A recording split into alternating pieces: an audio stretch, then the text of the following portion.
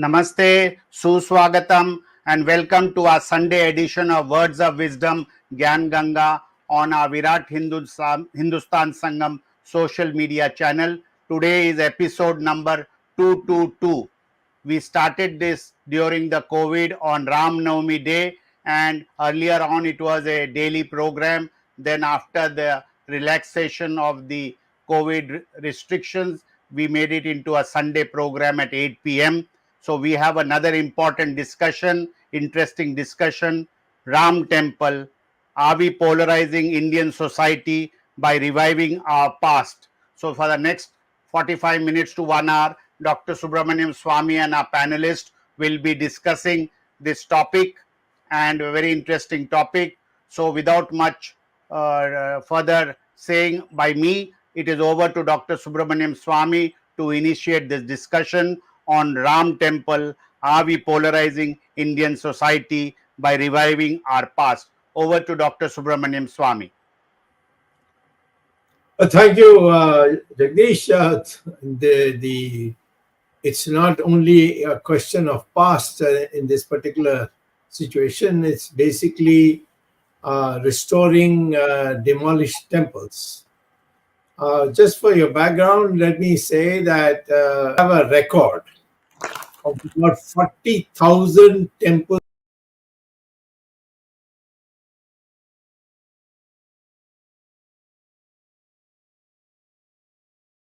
across the country, which have been demolished during Islamic rule in different places of parts of India. And of the 40,000, there was a committee which met as early as 1972 with many of the sadhus and sannyasis, and Guru Golwalkar also attended that meeting. And they came to the conclusion that basically, instead of saying every temple that was demolished must be restored to its original place, they came down finally to an analysis that there are three which cannot be ignored and said, no, let's, it's a thing of the past and so on. And they were, one is the Ram Temple, where Lord Rama was supposed to be born. And that the exact place he was born is a question of faith. It's not a question of proof or facts. And if indeed, if you start doing like that, then there's no religion which can survive. For instance, Christ, how do you know he was born in Bethlehem? And they say that he had no father, and yet the mother conceived and produced Christ. So how can you question that? You can question it on biological or medical grounds, but a religion doesn't permit you there, because there are so many things which happen in extraordinary ways. So therefore, when the question of faith comes, then there's no question of asking for proof as such. In the case of Ram Mandir, the faith was that Ram was born at a particular place where there was a temple before, and that temple was demolished by Babur's army and replaced with a mosque. Now, this was the situation till, of course, the mosque itself got demolished over a period of time, and finally, of course, now there's no mosque at all.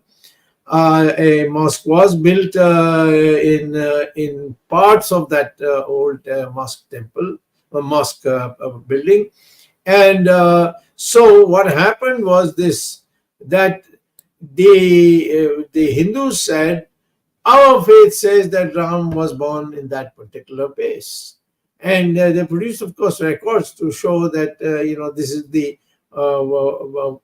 nature of the palace that was there, and this is the place he was, according to the Ramayana, where he was born, all that, and ultimately came to a conclusion that there was a particular place where Ram was born. And there's no other place in the whole country where anybody has said, no, Ram was born here. There are a large number of Ram temples all over the country, but there is only one place where it was believed that in Ayodhya, Ram was born at such place. So the Hindus had a temple before. That temple was demolished because after the archaeological survey dug up the ground, they found so many aspects of the temple was there under the ground, and had a masjid built on top of it. So the question then became, we want that masjid to go and we want a temple to be made. And this was decided by a committee of sadhus and sannyasis and people who were spiritually very inclined, like Guru Golvalkar was inclined. And so that led to the situation where it began to take shape.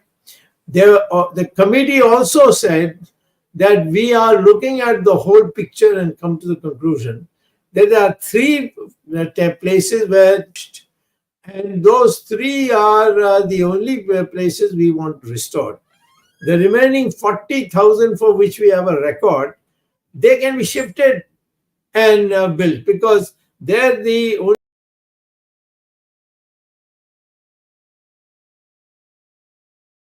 only the idol is religious for us, and the idol is there. Then with the idol you could move to another place nearby where a mosque. We have to go away from where the mosque was built. We don't want to demolish that mosque, and we'll build another temple a distance away. But these three are places which you cannot substitute. One is Ram temple, the other is Krishna Janmabhoomi temple, and the third is Kashi Vishwanath. Kashi Vishwanath, Lord Shiva brought down the Jyotirling and planted it in a ball of fire. He planted it there, and it was demolished 3 times. First time by Muhammad Ghori, and then there was another Muslim marauder who came, and he did it, and finally it was Aurangzeb. The difference between the previous two who came and demolished this mandir that was there for the Jyotirling, that was rebuilt, because Ghori came, he demolished and went away. The other fellow came, I forget his name. He came and he built, demolished and went. So when the first was demolished and Muhammad Ghori went away, they rebuilt that temple. Then this second chap came and he demolished it and he left. So they built it. Then when Aurangzeb came, he said that this time we will build what the Islamic writings and Quran and all do not permit. That is, to build a mosque on top of a existing religious building of another religion. You can demolish that temple or church or whatever, but you cannot build your masjid on top of that. That is the thing. But Aurangzeb said, if you don't build it on the same spot, then you will have a problem that they will rebuild it again. So it's there in this farman, and I know why this is so, because this farman is still available in our museums. So now, so the question of rebuilding where a mosque stands today comes on this question of Kashi Vishwanath also. And then there is a third one where Krishna was born. And that, you see, a mosque is built there also, where he was born. And whoever is a Krishna worshipper there says, no, this is exactly where built where there is a structure of the mosque. And there was in 1965 or 66, some business people got together and didn't want this jagara to continue, so they made an agreement with the Muslim community, and they agreed that they will build a nearby place, a Krishna temple, and the existing mosque, which Aurangzeb was the one who got it done, that in Mathura can continue. Now, I don't know who these people were. I think there were 6 people, what authority they had, but they did it. And there is a temple today in the complex where masjid is also there.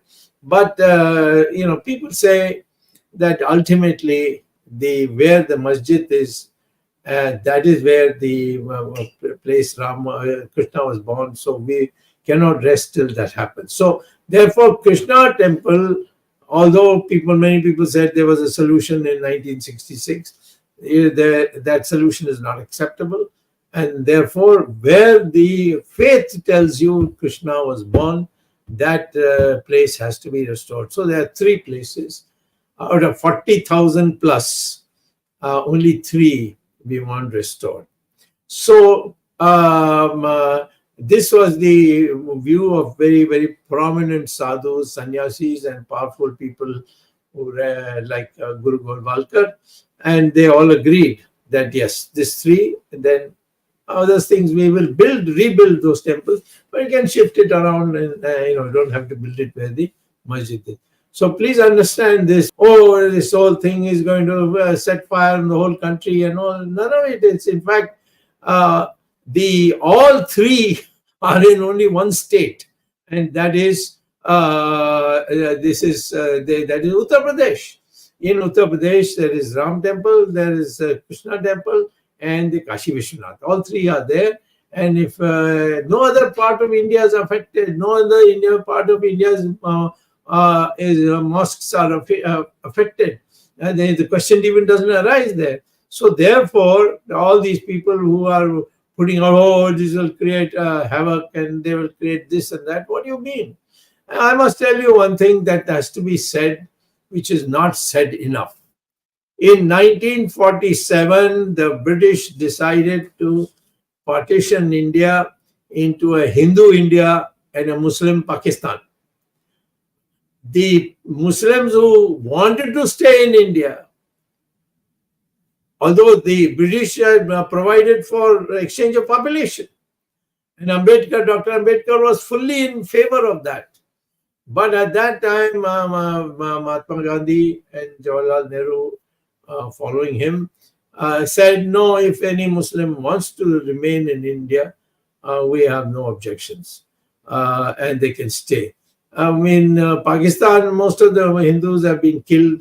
Now they are down to 2%. They were 32% at the time of the partition, and now they are down to 2%. So same thing in Bangladesh.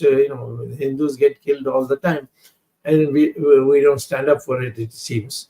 So I would say today, we are today saying to the Muslim community, give up these 3 places. One place they agreed after arguments. People ask me, what was your contribution? Sometimes, in a friendly way they ask. If they ask in a hostile way, I say, get out, who are you? But in a friendly way, they ask me, what was your contribution? My contribution was this. That sometime in 1966 and 2016, Ashok Singhal called me to the VHP Karyalaya and cried. I was really surprised that a man, such a tough man, who's been through a very trying times, would cry like this. But he cried. He said, I am not going to be able to see in my lifetime the Ram Setu to be rebuilt. So I want you to take over from me. So I said, why me? I have nothing to do with this. You see, you asked me for Ram Setu, I did it. but that was only after Vajpayee, who was the author of that Setu Samudram project, and which was projected to divide, cut through the Ram Setu. That I thought was your internal matter. At that time, I was not in BJP, because when BJP, Janata Party broke up, and Vajpayee insisted on creating another party, BJP was created, and at that time they adopted Gandhian socialism. So I said, no, I will not come into this party. I have was in Jansang because I didn't want to be a socialist. And now you become a socialist also, then I am not coming. So I stayed in Janata Party, which had Gandhian values in its election publication. So anyway, the issue was that Ashok Singhal told me this, and then he said, tomorrow at 5 o'clock in the VHP Vishwandeva Parishad's office in Delhi, in North Avenue, please be present. So I went there, and immediately where Ashok Singhal was sitting in the stage, he grabbed me, brought me, and made me sit next to him. There's a picture of it, which is available easily. And that in there, he just got up and said, my health is such that I'm not going to live long. And after thinking about it, I've come to the conclusion that Dr. SUBRAMANIan Swamy, if entrusted with this, he will be able to do it. And there were all these big shots. Champat Rai, who's today in charge of the entire construction in Ayodhya, he was there. He was one of the prominent leaders. Now he's the general secretary of the Vishwandeva Parishad. And they were all taken aback because nobody knew he was going to say that. But then having he said it, they all accepted, and they left it to me. Now, why I'm telling you this is the higher dispute that Muslims was, is this ours or is this Muslims building? Now, Muslims area.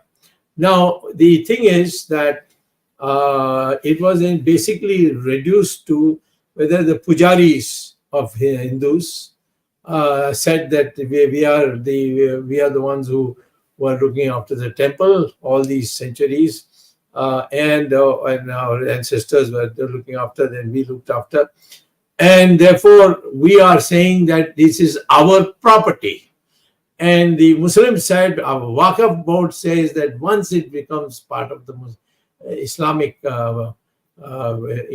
buildings, then we cannot respect anything else, and we'll stand by it and fight it. So ultimately, they were both went to the Allahabad High Court. It was originally the lowest court, but then it was elevated to hearing in the Allahabad High Court. And in Allahabad High Court, it took maybe 24 or 25 years. And that 25 years later, in September 2010, in 2010, the Allahabad High Court ruled that 2/3 of that area, disputed area, will go to the Hindus, and 1/3 will go to the Muslims, side by side. Now, both were against it. Both opposed it. Both Hindu litigants and the Muslim litigants opposed it. So they came to the Supreme Court. And in Supreme Court, after they filed it, didn't consider hearing it for 6 years. 6 years they didn't hear. So luckily I had run into one of our Chief Justice. I will tell you, K.R. Singh is one of the persons who should be remembered for the initial push he gave to me in particular, and the ultimate way it was picked up was because of what he started. And wow, I ran into him in the Supreme Court, and then I took him, asked him, "Can I ask you a question?" And then I asked him. So he said, "What is it that we can decide? The High Court says 2/3, 1/3. Now they come here, and what are we going to say? Give it to the Hindus? I mean, there'll be a riot. So it has to be maybe 3/4, 1/4. But will that satisfy the problem? Both sides will not agree. So better thing, let it lie there." Then I told him, "You must tell me some way." And he told me, "Yes, if you can think of a new way of looking at this problem." At that time, there was a lady lawyer whose name who took a promise from me that I will never reveal it. Understandable, the kind of position she is. She told me that what you should look at is the fact that these people are only looking at it as a property issue. You say it is my fundamental right. I said, "What do you mean by fundamental right?" He said, "You have a right to pray. And the spot where Ram was born is by faith identified. And that is under the mosque. So therefore you say, I am entering this matter because I have a faith question, and therefore I should be allowed to argue it." And that's how I got into it. And finally, the court, after hearing everybody, including those who came with their 1/3, 2/3, or whatever divisions were there, after hearing everybody, 5 judges, and I must give them a lot of credit. It was headed by Mr. Gogoi, Chief Justice Gogoi, a very fine mind. And the committee with the one Muslim in it unanimously decided that on the question of faith, this area belongs to the Hindus, and the Muslims may be given another place to build their mosque. By the way, let me tell you, mosque is a building. It's not a religious thing. Mosques are broken regularly in Muslim. Go to Google and put down number of mosques broken by the government of Turkey, for example, which is a very fanatic Muslim country, and they will give you the list of all the mosques that they have demolished. And Saudi Arabia, they do that. They won't do it to Makkah. Makkah is not only a mosque, but something more different than that. So all the Muslim countries regularly demolish mosques and build a new one or renovate the old one. All these things are there. So there's nothing special about mosque. Mosque is a place to read namaz, and namaz can be read anywhere. It can be read in your drawing room, it can be read on the middle of the road, it can be read in some garden, and it can be read in the masjid, which is meant for that. So Kashi Vishwanath is facing a mosque which is only for reading namaz. We can build them another place and say, you read namaz here. So this is what we have told in the Ram Mandir matter. And in the Faizabad area, which is also now called Ayodhya, there the Muslims are building at money paid by the taxpayer, namely the Indian government, and they are building the most magnificent masjid possible, but far away from where the Ram Mandir was to be built. So the Muslims also cooperated. They said, okay, we'll build it somewhere else. And this was also an argument. What is your thing? And in this argument, in fact, a constitutional bench of the Supreme Court also had put it out in an earlier hearing, which was done. So all that was needed to be done.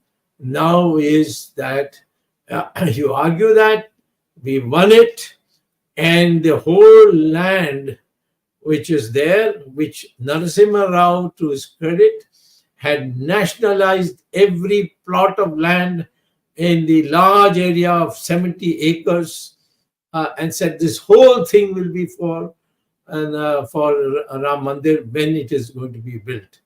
Now they all got lovely honorary. They got a compensation. All the people whose house was nationalized, they got compensation. Everybody's satisfied. Everybody see the signature.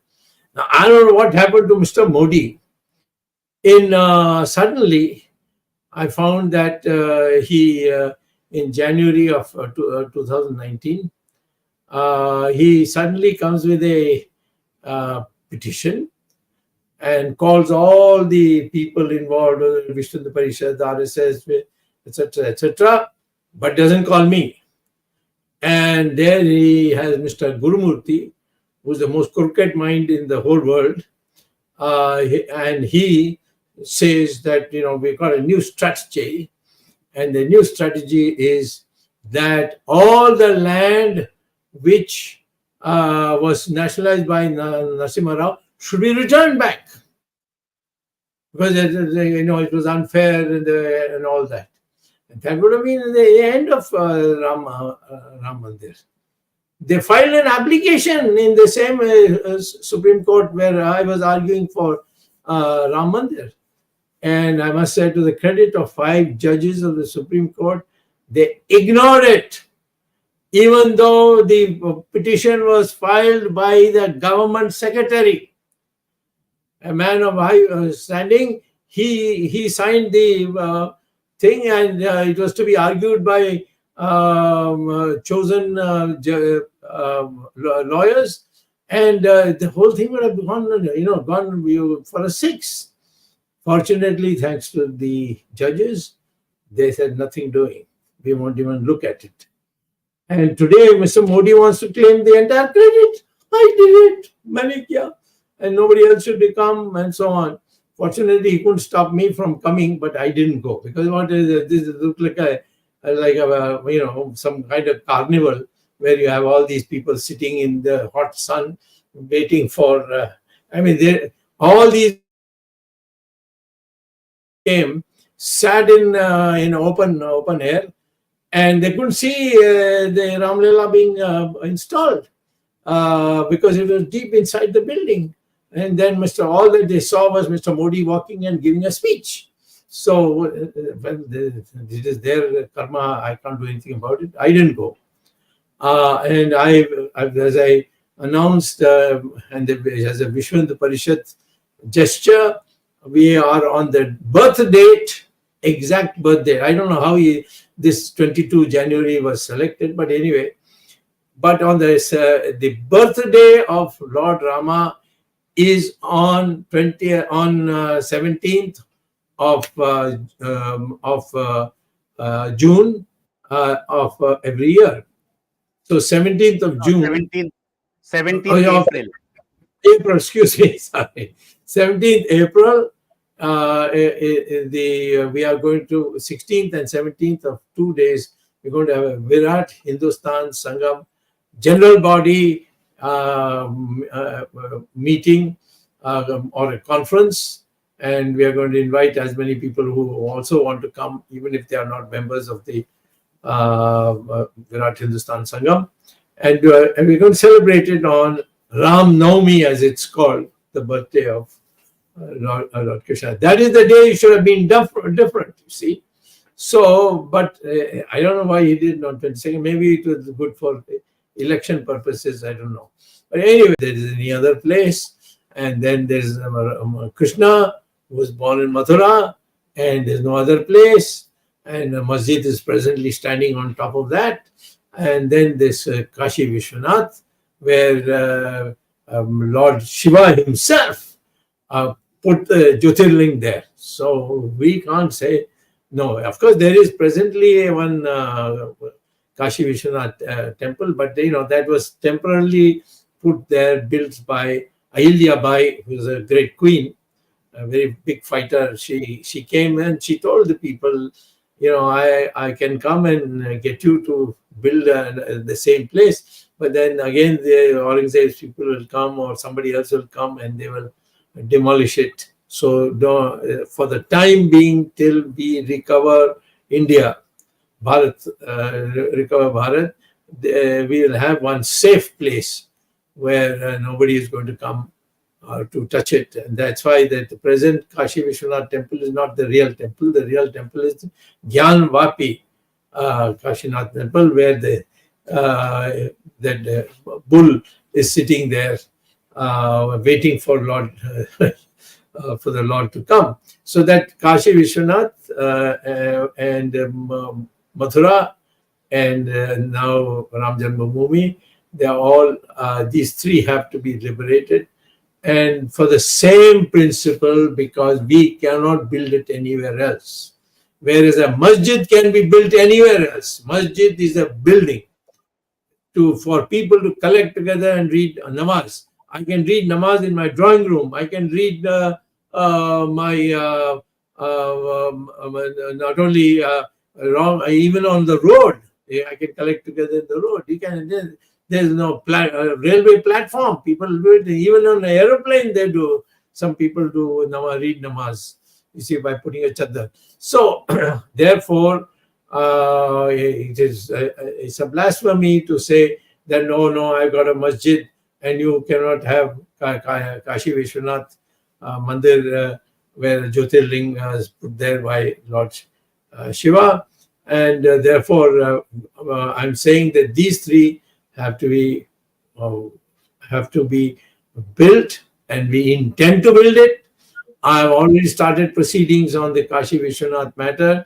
I have got a case pending in the Supreme Court because Narasimha Rao tried to balance by saying Ram Mandir will get built, but those two other nothing more. So I say no, you can't. That's unconstitutional. And I want it struck down. Places of Worship Act is it's called, to struck down. And I will say I agree that everything that the Muslim invaders demolished, we don't have to rebuild at the same spot. There are 40,000 such things. We can build it nearby. That's not a problem. And there's nothing religiously wrong with that. But these three are area specific, and they were targeted deliberately. There was one more, Somnath, but Sardar Patel on the very first day of our independence started the thing. Nehru kicked up a real fuss, and then they found that many of his ministers are also going, like Munshi and others. And then finally, Rajendra Prasad, who was the president of India, he also supported it, and Nehru was very, very angry, but they said nothing doing. We don't have that kind of situation today where, party men, maybe exceptions like me, leaving them out, party men can tell the Prime Minister, no, nothing, we don't agree with you. But in those days, after the freedom movement, people used to tell the Prime Minister, no, we don't agree with you. So therefore, I think we are now in a situation where there's a momentum. I would tell the Muslim community, and this is my last point, I'll tell the Muslim community, please don't stand in the way of these three, because it's going to happen anyway. Second, you must understand, now I'm saying this many, many times, sometimes people misunderstand it, but it is the truth, that the British partitioned India into a Hindu India and a Muslim Pakistan. And then said there should be an exchange of population. When the Muslims from India should go to Pakistan and the Hindus from Pakistan should come to India. But we said no, if the Muslims don't stay, they can stay.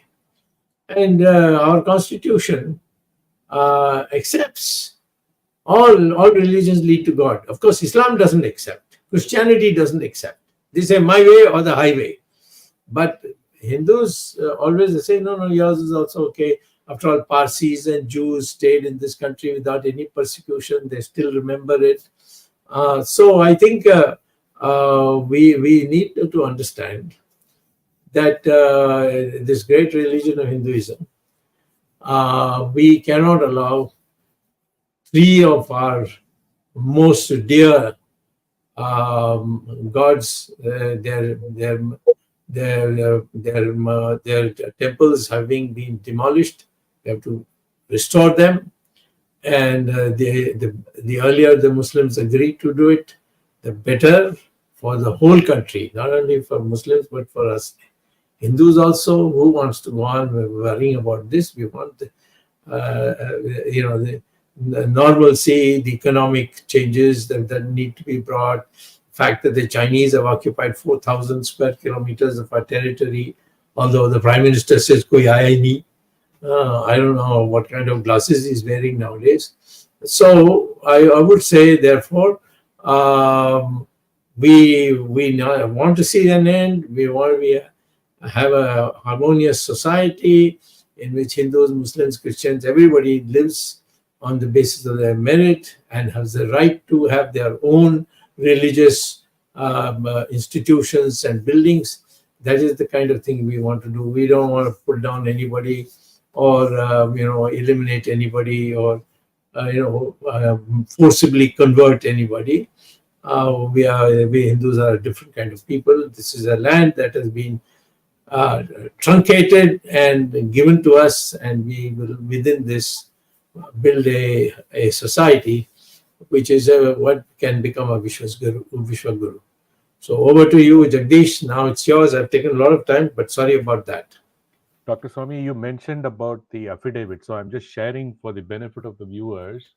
Yes. This is the affidavit filed by the Government of India, Union of India, Yes. to return the land. It says so, Union of India, yeah.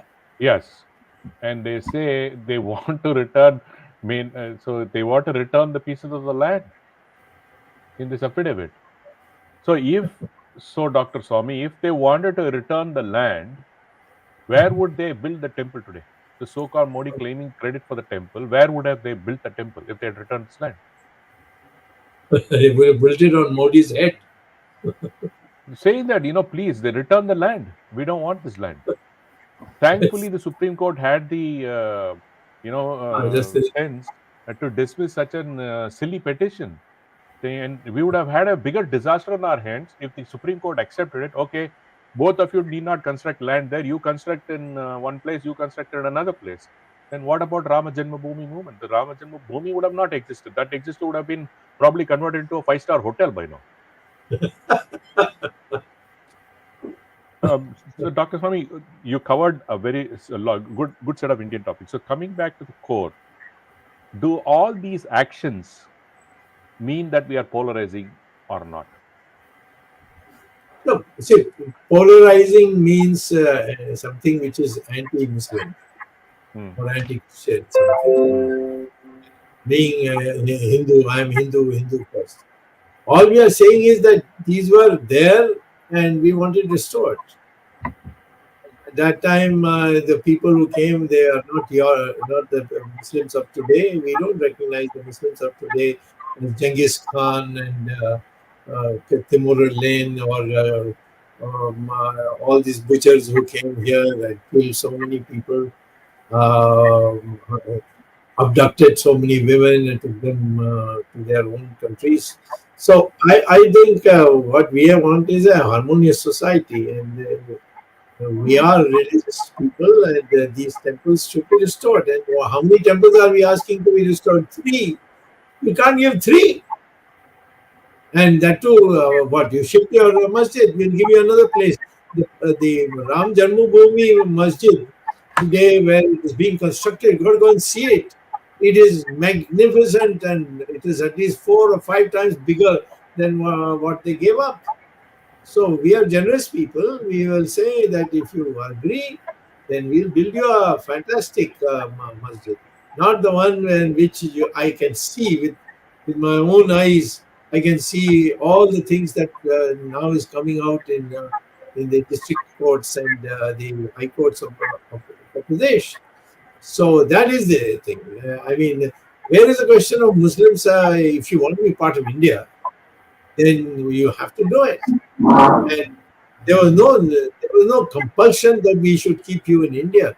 In 1947, we could have told you, no, go to Pakistan. We have created a country for you. We have taken 1/3 of our country and cut it off and given it to you. You go there. We didn't say that. No, say you want to stay with us, welcome. And therefore, there should be some reciprocity in these matters. The Hindus can't be just pushed around. You see, I'm not in favor of fanaticism. I don't believe that India is a country only for Hindus. We certainly would like the Hindus to flourish, but at the same time, if there is obstruction to that, which is unfair, which is not within the law, then naturally we will take other steps by which we'll get it done. Dr. Swamy, one last question. I Yes. think given the reaction we have seen from the international media about how this Mandir bill, I think we have done a very good job because we have not polarized. In fact, we have consolidated the Indians together, because when the Western media says this is polarizing, I think we are doing something right, isn't it? Well, you see, the question is, this is not anti-Muslim at all. Has anywhere any demonstration taking place attacking the Muslims? Then you have lost. Now, we'll do this to you. Nothing of it. The Western nations don't like our country to be a Hindu-based country. I'm not saying that because it's Hindu-based, therefore it can't be. There can be no Muslims and Christians and so on. In fact, many of our minorities, they have had absolutely no problem. Take the Parsis who came from Persia. The Muslims butchered them there. They came to India. And today, Parsis, does anyone even question them? They are in Commander-in-Chief of our army. Manik Shah was a Parsi. We have a Parsi who was a great legal luminary like Fali Nariman. You know, everywhere you see Parsis, they are doctors, lawyers, so many things. So, and the same thing with Jews. The Jews, in fact, when Israel was created, were leaving, but they said, we say the only place in the whole world where Jews were treated like human beings is India. And we thank you, we'll never forget you. That they went after that when Israel was reformed again. They went back. So this is our tradition. We have so many different schools of the Hindu religion. There's no saying, oh, these book. This book tells you what you can do, what you can't do. Even in Krishna's the Gita, in the end, what does he say? He says, I've taught you. He tells Arjuna, I've taught you everything I know. Now it is for you to decide what to do. There's there in the last chapter. So, I mean, that's been our tradition. So, Muslims and Christians and other minorities need not worry, and I would not bother about anyone saying that. Doctor साहब ये question एमआरवी से अभी ज्ञानवापी के बारे में report आ गया बाहर कि मंदिर था वहां पे, तो how is this going to shape up? No, it is never shape up the same way. We asked that to leave, otherwise there's a court case. I've already got a court case pending in the Supreme Court, and now one of my junior associates in my legal chamber, his name is Parth, and Parth is in fact going to Varanasi very soon to see if we can get into this thing and make Kashi Vishwanath a major issue. As far as the Krishna Janma Bhoomi is concerned, that's very easy to do. So we are going to keep it for the last. But this one, we are going to start taking it. I'm surprised, you see, Varanasi is where Modi gets elected. Now, he doesn't show, he shows a lot of interest to what happened in Ayodhya, but he shows no interest in Varanasi. Why? Maybe after I bring it to a peak, then maybe he'll get interested, so that I don't get any credit for it. So That might be the reason. But I think it's as a member of Parliament of Varanasi, it is the job of Mr. Modi, it is the responsibility of Mr. Modi to reconvert that area into what was once upon a time a Jyotirlinga temple, just like Sardar Patel did in in Gujarat when he ensured that it was rebuilt, and whatever masjid was there, he knocked it off. It was Gori or Ghazni, I think, who had come there and he had built it. He said, no, it's not going to be there. He removed it. And he built a first class temple. So I think that is what we need.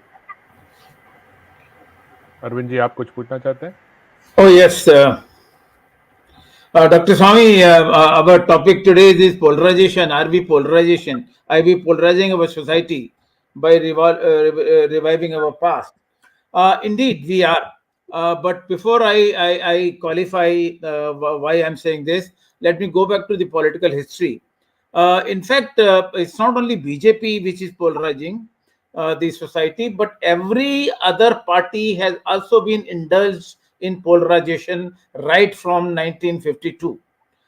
Congress, for about 4 decades, was dependent on Muslim votes, and every policy that they adopted, every new step that they took in the government was only to keep an eye on the Muslim votes so that Muslim votes get consolidated. Once they realized that Muslim votes are going away from them, then they started accusing BJP that BJP is polarizing and dividing the society in the name of Hindutva and all that. Take regional parties, all regional parties, whether it is Samajwadi Party or it is Trinamool Congress or wherever, there is a sizable chunk of Muslim votes in many states, including Uttar Pradesh, West Bengal, Maharashtra, and all that. And all these all these political parties are doing is only to have a policy which is of appeasement.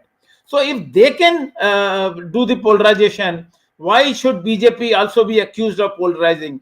And if BJP is doing it, in fact, there are 2 angles to it. One angle is this. Second angle is, yes, since Hindus were ignored in the past by all parties which ruled in the states and center, the revival of Hindutva glory is of course required, and people are very happy. And you can very well see there is a Hindu wave in the country after 22nd of January. After the Pran Pratishtha Samaroh of Ayodhya, people have put flags on their houses. People have worshipped in the nook and corner of the country and the houses and all that, those who could not reach Ayodhya. And the crowd that is going to Ayodhya, if the number is any indication, this indication is that Ayodhya temple is going to surpass all the records of all other temples in India, including the big ones like Tirupati and others in terms of numbers and donations. So therefore, yes, there is a Hindu wave and there is a polarization. And I think in all fairness, we should accept that there is a polarization. And if there is a polarization, what about the role of minorities? Now, today I saw a statement from the BHP International President, Dr. Mr. Alok Kumar, and he said after ASI, in fact, that was the question Ramesh has put, after ASI has already given a certificate of sort that the Gyanvapi Masjid was built on the temple. Now, if this is so, we already have Ram Temple in Ayodhya, so which is out of dispute now. But the second dispute is Krishna Janmabhoomi in Mathura. So if Muslims do not want any confrontation in years to come or in times to come, they should voluntarily come forward and say, all right, these 3 places are important for you. One is already solved. The other 2, where there are fair indications, legal opinion also says so, that there was a temple before the mosque was built, and therefore Muslims should surrender this. So I think if that happens, this question of polarization will also disappear. Well, first of all, let me say that except perhaps in Saudi Arabia, two masjids have some religious significance. All masjids anywhere in the world are just buildings for reading namaz. If you want to see how many is demolished, go to Google and see what Turkey has done, what other Muslim countries have done. They have broken it because it's a place to congregate, nothing more than that. And is there in the Supreme Court judgment of 1994, where a 5-judge bench, the majority viewed that the masjid is only a place to read namaz, and namaz can be read anywhere. And therefore, it has no sanctity as a temple with a prana pratishtha puja done. That temple cannot be removed at all. There's a totally, they are not comparable at all. So, where is the question? I would say, if you want a masjid, your masjid, you can have it, but not on top of our temple. When you got butchers who came to this country and killed our people and then stole the women and took them away, all this rotten things, you want to forget all that. So there's nobody saying that don't have a masjid. Of course you can have a masjid. If you want help, we'll give you help also. And we are doing it in Ayodhya. So, but you cannot say that these 2 temples which are left, because we are not even asking for all those 40,000 temples which we have a record of. We say, no, we'll build it in somewhere else. You keep it here. So, because for there, the place was not sacred. In those temples, the murti was the one which is at the prana pratishtha puja. So, therefore, these 2 remaining Muslims should come forward themselves and say, we are ready to vacate these places for these 2, and please give us a nice place somewhere else and help us rebuild our masjid. If that comes, the unity of India will be extremely strengthened. I don't have anything against Muslims because their ancestors are all from ours. The DNA test shows that all Muslims have the same DNA as Hindus. So it means that they were once upon their ancestors were people who had the same DNA as us, means they were Hindus. The Hindus who they may have been here a small percentage, which these people who came from outside, they by rape and other methods, they had created some children. But that's a very small amount, you see. The real bulk of the Muslims today are people whose DNA is the same as mine. And if the DNA is the same as mine, that means your ancestors are Hindus. Because I'm sure my ancestors were Hindus. Dr. Swamy, I have a question. Dr. Swamy, I have a question. When we talk of reviving our past, we are also referring to our culture, our Sanskrit language, our various other practices, or rewriting our proud history. So I think we all Indians should be proud of reviving our past, of our culture, history and all that, and really present the true history to our country. So it's not only regarding our 2 more temples, but it is this glorious past which we must be also proud of. This is what many of our viewers are feeling, and you also have expressed. Just wanted your comments on this.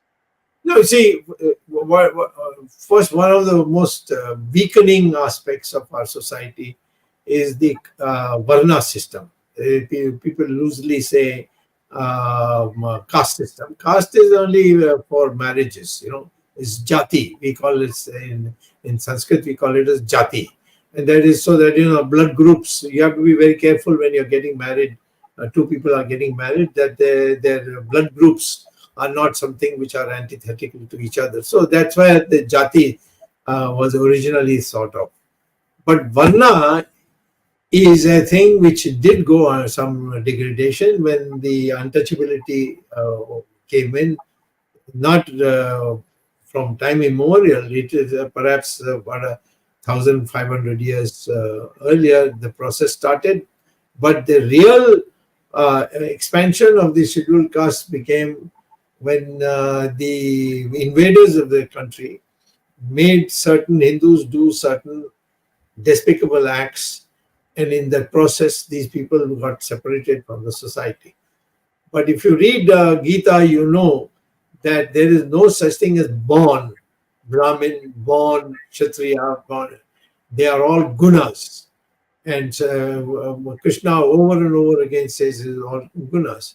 So therefore, I think what is happening is what's happening is that today in the Ram Mandir matter, nobody is talking about the Varna at all. Nobody is talking about I'm a South Indian, North Indian, East Indian, West Indian, nothing. Everybody is saying I'm a Hindu. That's a big, big, big development for our unity, and that should continue. Okay, Dr. Swami, I think we have already have 1 hour discussion. Now it's Yes. time for Arvind to wind up. But before that, I wish to make the announcement that Virat Hindustan Sangam will be having its annual meet at Ayodhya in Uttar Pradesh on Ram Navami Day on the 17th of April, where Dr. Swami will lead the VHS members for darshan of Ram Lala. And this is an invitation to all our members that this is a 2-day camp, 16th of April and 17th of April at Ayodhya. Thank you. Arvind? Yeah, Dr. Swami, just to add to what you said about the Varna and Jati, in Manu Smriti, people of course blame everything to Manu. In fact, in Manu Smriti, they say Janmana Jaite Shudra. That means everybody who is born is a Shudra. And it is the sanskar. It is the sanskar and the teaching which makes a person Brahmin or whatever.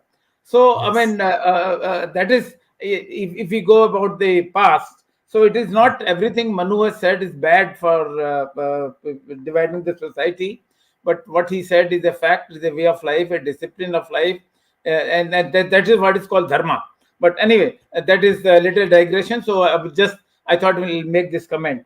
And the question of polarization, every coin has 2 different sides. In fact, in my comments on earlier program, I've said that yes, there is a polarization in Indian society, and it is due to the political parties, including BJP. And the question is whether we look at it in positive side or we look at the negative side. But once we investigate last 50 years, 60 years politics, we find every political party has been doing this polarization in order to create a vote bank. And this vote bank has further deteriorated the harmony of the society and affected the unity.